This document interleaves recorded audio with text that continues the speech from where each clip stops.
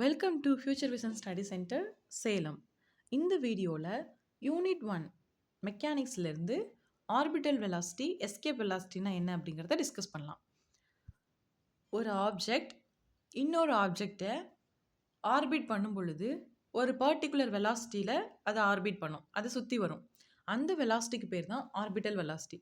இந்த orbital velocity எதுக்கு ஈக்குவலாக இருக்கும் அப்படின்னா, இந்த ஆப்ஜெக்டை புல் பண்ணும்லே ஒரு கிராவிட்டி, அந்த கிராவிட்டியை பேலன்ஸ் பண்ணுற அளவுக்கு இந்த ஆர்பிட்டல் வெலாசிட்டி ஈக்குவலாக இருக்கும். எந்த வெலாசிட்டியில் போனால் அந்த ஆப்ஜெக்டால் இந்த கிராவிடேஷனல் புல்லை பேலன்ஸ் பண்ண முடியுமோ அந்த வெலாசிட்டியில் அந்த ஆப்ஜெக்ட் ட்ராவல் ஆகும். அந்த பர்டிகுலர் வெலாசிட்டிக்கு பேர் தான் ஆர்பிட்டல் வெலாசிட்டி. இதை சிம்பிளாக சொல்லணும் அப்படின்னா, ஒரு பாத்தில் ஒரு ஆப்ஜெக்ட் ஆர்பிட் ஆகிற வெலாசிட்டியை ஆர்பிட்டல் வெலாசிட்டி அப்படின்னு சொல்லுவோம். இந்த ஆர்பிட்டல் வெலாசிட்டிக்கான ஃபார்முலா என்ன அப்படின்னா, v orbital is equal to square root of gm divided by r. இங்கே g அப்படிங்கிறது கிராவிடேஷனல் கான்ஸ்டன்ட், m அப்படிங்கிறது mass of the central body and r அப்படிங்கிறது அந்த ஆர்பிட்டனுடைய ரேடியஸ்.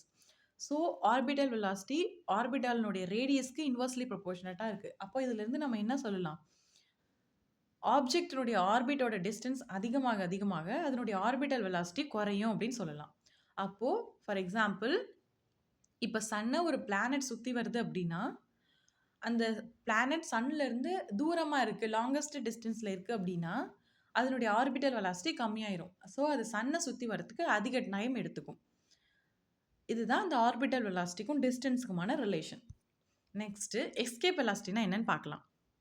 ஒரு பிளானட்லேருந்து ஒரு ஆப்ஜெக்ட் எஸ்கேப் ஆகி போகிறதுக்கு அதுக்கு எவ்வளோ ஸ்பீட் வேணுமோ அந்த மினிமம் ஸ்பீட் தான் எஸ்கேப் வெலாசிட்டி. ஒரு ஆப்ஜெக்ட் ஒரு பிளானெட்டில் இருக்கும் பொழுது அந்த எஸ்கேப் ஸ்பீடில் ரீச் பண்ணிருச்சு, அந்த எஸ்கேப் ஸ்பீடை அட்டைன் பண்ணிருச்சு அப்படின்னா அந்த ஆப்ஜெக்ட் அந்த பிளானெட்குள்ளே இருக்காது. It will go away from that planet. Escape ஸ்பீடோட அதிகமாகவோ எஸ்கேப் ஸ்பீடுக்கு ஈக்குவலாகவோ அந்த ஆப்ஜெக்ட் ட்ராவல் ஆனிச்சு அப்படின்னா அந்த பிளானட்லேருந்து அந்த ஆப்ஜெக்ட் வெளியில் போயிடலாம். ஸோ இந்த பிரின்சிபல்ஸ் யூஸ் பண்ணி தான் நம்மளுடைய ஸ்பேஸ் கிராஃப்ட்ஸ் எல்லாம் போகுது. ஃபார் எக்ஸாம்பிள், ராக்கெட் எப்போ எர்த்தோட எஸ்கேப்ஸ் வெலாசிட்டியை ரீச் பண்ணுதோ அப்போது ராக்கெட் எர்த்துலேருந்து லீவ் ஆகிடும்.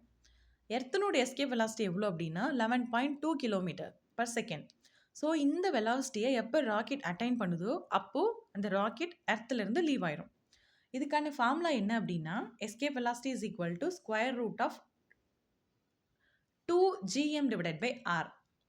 எஸ்கேப் வெலாசிட்டிக்கும் ஆர்பிட்டல் வெலாசிட்டிக்கும் என்ன ரிலேஷன் அப்படின்னா, escape velocity is equal to square root of orbital velocity.